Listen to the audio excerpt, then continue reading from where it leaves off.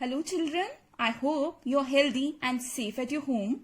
Let's continue with our online learning process with lesson 4, formatting a document. In the previous lesson, we have learnt about editing of document, and in this lesson, we will learn about formatting the document. So let's know more about what is formatting. Formatting means changing the appearance of a document in order to make it attractive. We can create and design appealing documents by changing font and its size, changing text styles and color, aligning text on page, changing text case, adjusting line spacing, creating bulleted or numbered list.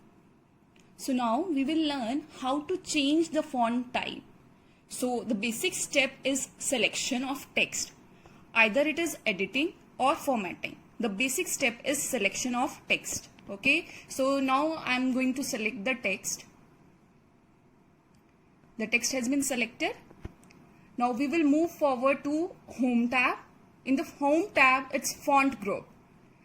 Over here we get a n number of options for the font style or font type. Are you able to see the difference? The changes are being conducted over here. Are you able to see those changes? It is happening only with the selected area. So I am choosing Algerian font style. So the text style has been changed. Right? So similarly, now we are moving forward with applying bold, italic and underline effects. So here, the text is over here. For the bold, it makes the selected word darker than the rest of the text. You are able to see the effect here. It's bold and the other text is lighter to this bold effect, right?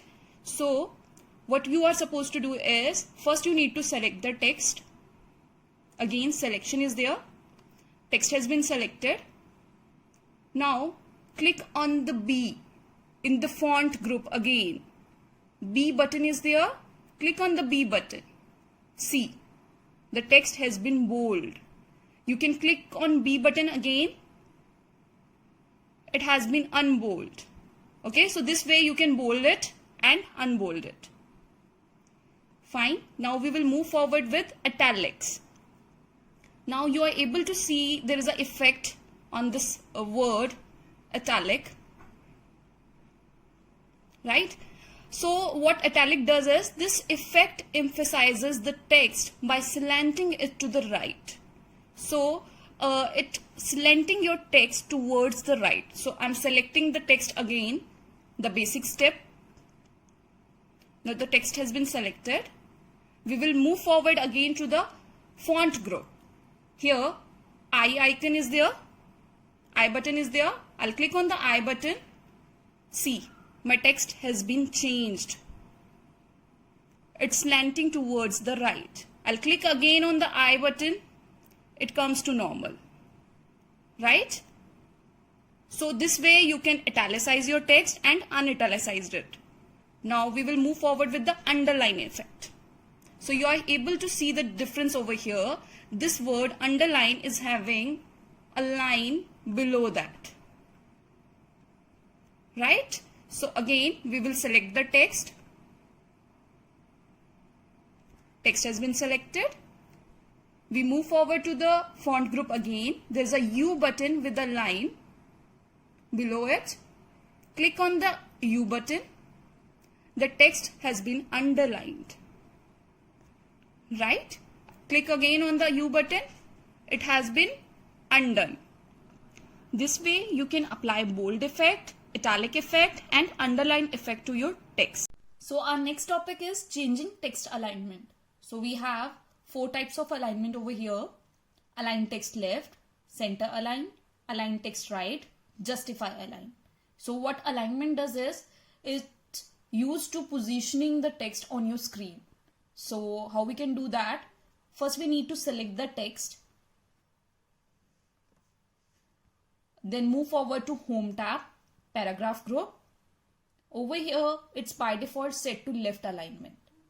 Now I will show you first right alignment. So it's a right alignment button. I'm clicking on that. See, text has been moved forward to right hand side. Now I'm choosing center alignment button. Text has been shifted to center. Now I'm choosing left alignment button again so that you can see the effect of left alignment. Now the last one is justify alignment. That will be visible with a paragraph. So I'm selecting the paragraph first. Now I'm clicking on the justify alignment button. See, there's an effect. Earlier it was selected to left alignment. Now I've chosen the justify alignment, which evenly spreads the text between left margin and right margin. Next is changing text color. So you are able to see that I've used different colors over here. So you can also use different colors for your text document. First, you need to select the text. Now go to the font group. Over here is a A button, font color, which have a color below that. So I'm going to click on this downward arrow of font color button. Here we have plenty number of colors. So I'm choosing red color. Okay, so I'm clicking on the red color. See, text color has been changed. Now next is changing text case. So text case is something which change the style of your text on your screen. So over here there's a table I've made for you. First is sentence case. What is sentence case is it capitalizes the first letter of the selected sentence. So I have an example. Over here it is already T capital. So I'm changing it to small one. See, now it is all letters are in small. This is a test document. So I'm selecting it first because we are supposed to select everything when we are doing editing and formatting. So the text has been selected. We will go to the font group again. Over here there is a button of letter A with a small a. Is it visible, right? With a downward triangle as well. So we will click on this button. We'll get some options here. So first option is a sentence case. Click on sentence case. See, T automatically capitalized, right? So this way you can change the sentence case. Next is lowercase. Converts the selected text to lowercase. Lowercase means all the letters will come in small letters. So here T is capital. Fine. So I will first select the text. Text has been selected. Again we go to the font group. Now click on that button, change case button. Click over here. Next is lowercase. Click on lowercase. See, T has been come to the small size, small letter. Next is uppercase. Uppercase does is converts the selected text to uppercase. That means all the letters, whatever is there in smalls, it will appear in a capital letters. So I'm selecting the text first. It has been selected. Go to the font group again. Here uppercase. See, the text has been capitalized. Next one is capitalize each word. Changes the first character of each word to uppercase of selected sentence. So in this case, what happens is whatever sentence you have typed, every word of that sentence will get a first initial letter capitalized. So I'm going to select the text first. Again, font group, change case, capitalize each word. Click on the capitalize each word. It has been changed. Now the next one is toggle case. What toggle case does is converts the case of every selected character in reverse manner. What does that mean here? Whatever you have typed in capital letters, that will convert to small letter. Whatever is there in the small letter is converted to capital letters. So I'll do one thing. I'll show you over here. I'll change D from small letter to capital D, so that you can easily able to judge what is happening over here. So I'm selecting the text first. Then again go to the font group, change case, click on the toggle case button. See the effect. T was capital earlier, now it is in small. The rest of the letters were in small letters, they are capital now. D, I have made it capital letter, but now it is in small. Other letters are in capitals. So this way toggle case works. So by the by the help of this test case, we don't need to retype the text document again and again. We just use the text cases to make our text more beautiful. So now next thing is setting line spacing. Line spacing is the vertical distance between successive lines of the text in a document. We can also increase or decrease the line spacing between the paragraphs. That means you can increase or decrease the spacing between the lines of text document. So I'll let you know how you can do that. First you need to select the text. The text has been selected. Now we will move forward to Home tab, Paragraph group. In Paragraph group, there is a button with the upward arrow and downward arrow. So you'll click on that button, line and paragraph spacing. Click over here. It is by default selected to 1.15. So it is always 1.15 for the line spacing. So I'll let you know how you can change. Are you able to see the difference? I'm just putting my cursor over the numbers. The space is increasing and decreasing. See, it is increasing and decreasing. So I'll choose 2.0 for my text. So it has been applied over here. Now next is setting paragraph spacing. So what is paragraph spacing is? Paragraph spacing is the amount of space above or below a paragraph. So you can first select the paragraphs in which you want to add the spaces. So I'm selecting these two paragraphs. Again, same button, line and paragraph spacing. Click over here. You'll get two options at the bottom. Add space before paragraph, remove space after paragraph. So when you click on the add space before paragraph, it will add the spaces before the paragraph. Okay, so just to remove the spaces before the paragraph, you just click on the button again. Now earlier the button was add space before paragraph. Now it has become remove space before paragraph.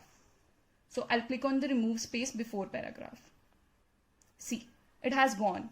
Some effect was there. So this way you can add or remove spaces before and after the paragraph.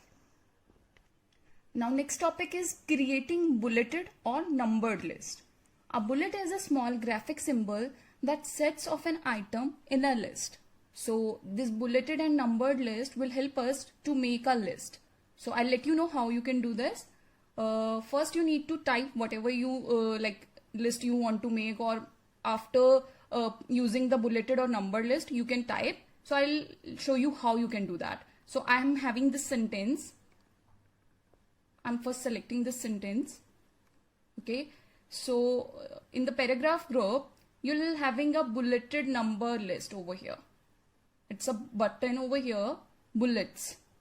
You can directly click on the bullets button. It will give you bullets. See, this is a bullet. And you can undo it while clicking on the bullets button again. It's gone. Okay, so this way first you type the text, then you can apply the bullets to them. And the other way is you can first put the bullets over there and then type your text. Okay, so this way you can use the bullets. Similarly, you can apply numbered list. First select the text. Over here in the paragraph group, next is number list. So we click on the number list. See, one number is here because one sentence was there. So same way, click on the number list again, hit undo. Same way, you can create your list again without typing the text first. Click on the number list, 1, 2, 3, 4 and so on. So our last topic is printing and previewing a document. Once you have completed the typing and formatting of the document, you can print it on the paper. This printed output of the document is called a hard copy. So when you are done with your document, you can take it a printout.